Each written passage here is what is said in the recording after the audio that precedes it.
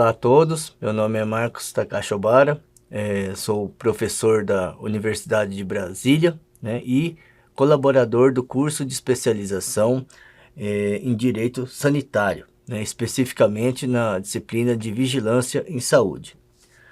Então, iniciando, eu sou biólogo de formação, tenho mestrado e doutorado em Saúde Pública pela Universidade de São Paulo e, né, atualmente estou como professor associado da Universidade de Brasília. Então, falando um pouco sobre esse tema, vigilância em saúde, né, nós temos como um primeiro registro de uma medida sanitária, ela foi realizada lá no século XIV, mais ou menos, em Veneza, né, quando pessoas estavam sendo atingidas por uma epidemia de peste bubônica. Após esse período, né, nós tivemos vários trabalhos clássicos, como por exemplo de William Farr sobre estatísticas vitais, também o trabalho, né, extremamente importante de John Snow, que impediu, né, na época, lá em 1850, por aí, impediu que pessoas... impediu a morte de várias pessoas por cólera, quando ele, né, fez um inquérito de casa a casa, identificando os óbitos e também os casos de cólera, e sem, né, naquela época não existia o microscópio, não existia assim, a identificação do agente etiológico. Então ele, né, usando o raciocínio epidemiológico, ele conseguiu impedir, né, a transmissão da cólera por meio da interdição de uma bomba de água na Broadway Street, né, em Londres. Após, nessa época, no século XIV, né, então esse termo vigilância, ele tinha como objetivo principal o monitoramento e também a observação de pessoas com doenças, né, com uma proposta de isolamento dos indivíduos doentes e também daqueles potencialmente infectados.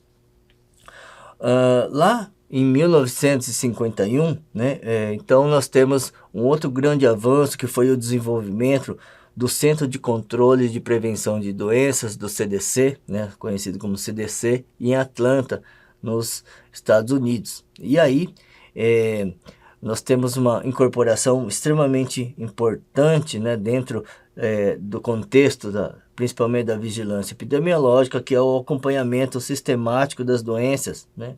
E aí, dentro desse contexto, a incorporação das medidas de controle, né? No Brasil, por exemplo, a primeira lista, né, de doenças de notificação compulsória surge em 1894. Na década de 60, né, a Organização Mundial da Saúde, ela também incorpora um termo extremamente muito importante, que é a epidemiológica, né, um termo chamado epidemiológica. Então a vigilância, ela então fica vigilância epidemiológica. No entanto, né, nós temos aí hoje, né, a vigilância em saúde, ela engloba vários outras vigilâncias extremamente importantes para o Sistema Único de Saúde. Então nós temos, por exemplo, a vigilância de óbitos e casos, né, que a vigilância epidemiológica é a que principalmente monitora essas situações, né, eventos adversos a medicamentos, vacinas, e também na saúde do trabalhador, que também é de responsabilidade muitas vezes da vigilância sanitária, né? Nós temos a vigilância ambiental também, que cuida, né, de casos ou de agravos ou de doenças ocasionadas pela poluição da água, do ar, e também, né, diversas situações aí.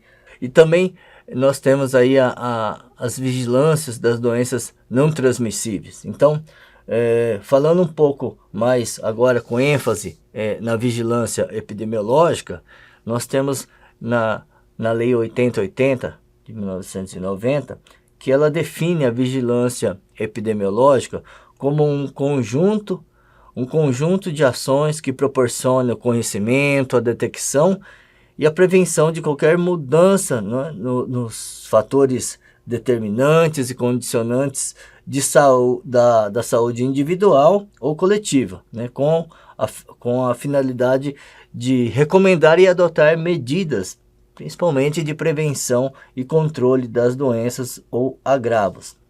Então, de uma forma geral, ela consiste, né, principalmente na coleta, na análise e na interpretação e divulgação das informações relacionadas aos problemas de saúde, né? Então, os principais objetivos da vigilância epidemiológica é principalmente a detecção de surtos e epidemias, né?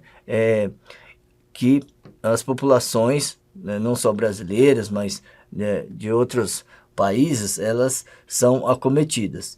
Assim como, né, a detecção de novas situações, de novas doenças, de novos surtos, que surgem, né, ao longo do tempo nas populações.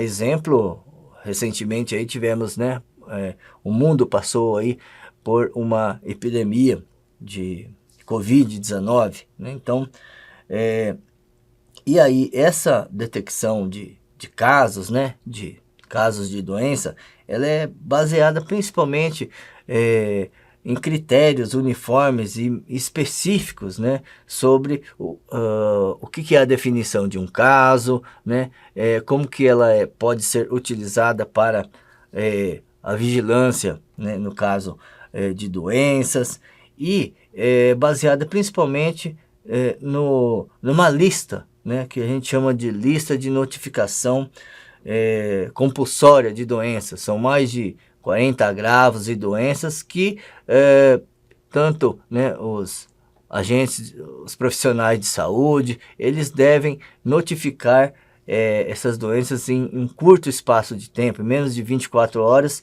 Então, se algumas dessas doenças estiverem ocorrendo no país, ela deve ser notificada de forma obrigatória, né, pelos profissionais de saúde.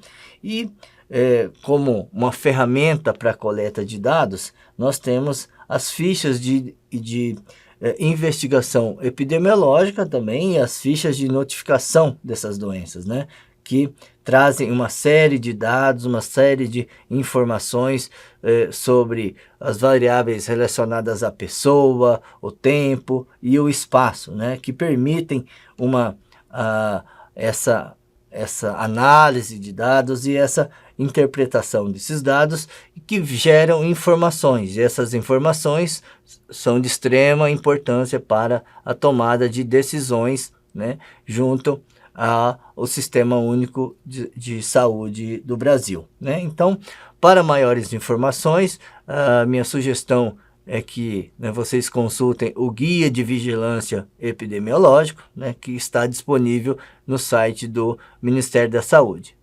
Então, obrigado.